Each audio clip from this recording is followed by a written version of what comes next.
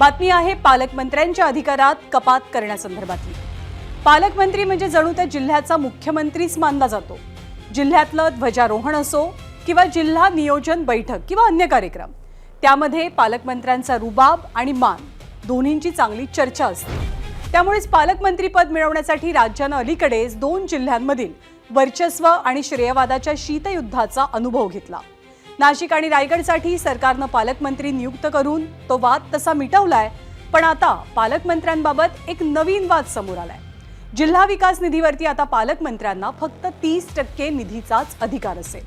जिल्हा नियोजन समित्यांसंदर्भात सरकारनं हा मोठा निर्णय घेतलाय, त्यामुळे जिल्ह्याच्या विकास कामात पालकमंत्र्यांचा सहभाग मर्यादित असणार आहे। यावरून एक प्रकारे सरकारनं पालकमंत्र्यांचे पंख छाटल्याचं बोललं जात आहे। पालकमंत्र्यांबाबत सरकारनं घेतलेला निर्णय असा की जिल्हा विकास आराखड्यानुसार निधी खर्च करण्याचे 70% अधिकार आता त्या जिल्ह्यातल्या आमदारांकडे असतील, तर पालकमंत्र्यांकडे 30%च अधिकार असतील। त्यामुळे आता पालकमंत्री हे नाममात्र राहण्याची शक्यता आहे। या आधीपर्यंत फक्त पालकमंत्रीच जिल्हा विकास निधीचे निर्णय घ्यायचे, आता त्यांचे ते सर्वाधिकार एक प्रकारे काढून घेण्यात आले। आता राज्यात महायुतीचे सरकार आहे, त्यामुळे अनेक जिल्ह्यात महायुतीतील 3 पक्षांचे आमदार आहेत। त्यामुळे पालकमंत्र्यांच्या 30% निधीचं महायुतीच्या 3 पक्षात समसमान वाटप होणार आहे। हा निर्णय झाल्यामुळे आता पालकमंत्री अन्य पक्षाच्या आमदारांना कमी निधी देण्याची शक्यता नाकारता येत नाही। त्याबाबत सरकारमधल्या मंत्र्यांचं नेमकं काय म्हणणं तेही पाहूया। 30% निधीमध्ये पालकमंत्री त्या ठिकाणी सर्वांना त्या ठिकाणी समन्वय करून तो वाटप करणार आहे आणि त्यामुळं आता कुठलाही सर्व जिल्ह्याला पालकमंत्री असल्यामुळं कुठे आता त्या ठिकाणी स्कोप नाही।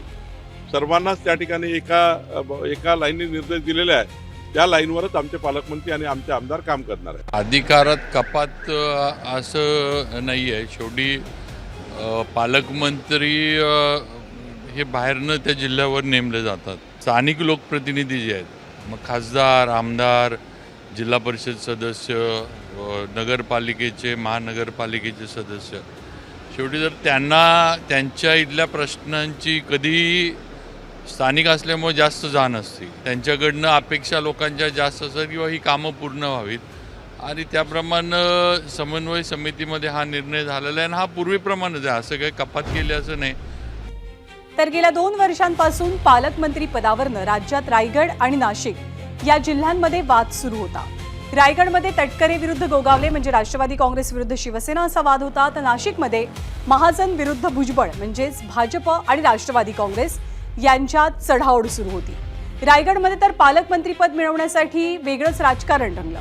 शिवसेनेचे भरत गोगावले यांनी त्यांच्या मुलाची विधान परिषदेच्या निवडणुकीतनं माघार जाहीर केली।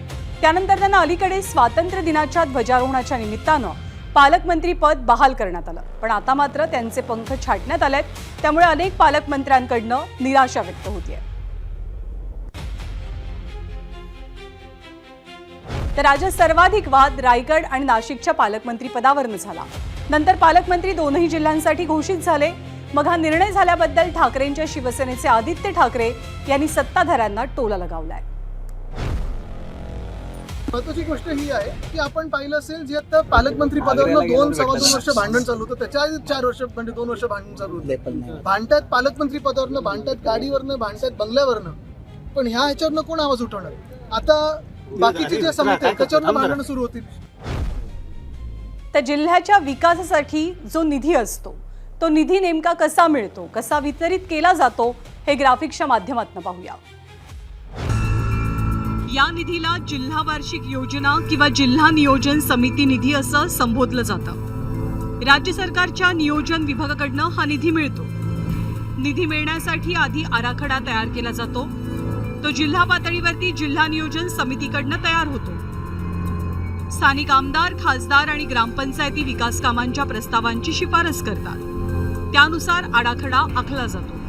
मग पालकमंत्री आणि जिल्हाधिकाऱ्यांच्या मार्गदर्शनाखाली तयार झालेला हा आराखडा राज्यस्तरीय उच्चस्तरीय समितीकडे मंजुरीसाठी पाठवण्यात येतो। शासनाच्या मंजुरीनंतर अर्थसंकल्पीय तरतुदीनुसार निधी जिल्हाधिकाऱ्यांकडे सुपूर्द केला जातो आणि तिथून तो संबंधित यंत्रणांना वितरित होतो।